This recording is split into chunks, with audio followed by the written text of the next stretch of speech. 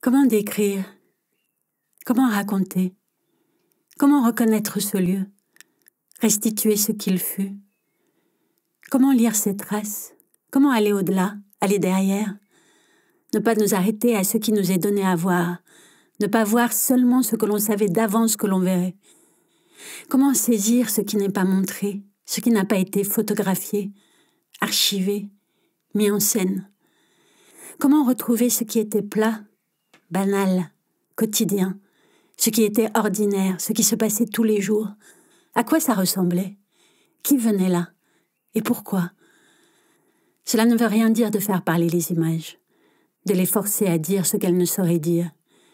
Au début, on ne peut qu'essayer de nommer les choses une à une, platement, les énumérer, les dénombrer, de la manière la plus banale possible, de la manière la plus précise possible, en essayant de ne rien oublier.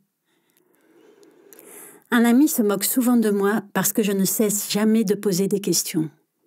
Depuis toujours, je suis très curieuse des autres, de leur vie, leur famille, leurs histoires, leurs sentiments.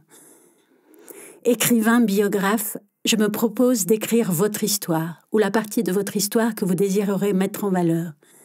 J'aime retranscrire, assembler, mettre en forme ce que j'ai écouté et surtout entendu.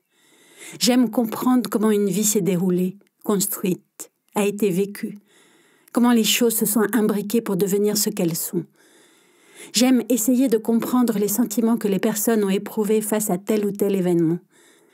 J'aime écrire au plus simple et au plus près des paroles qui m'ont été confiées.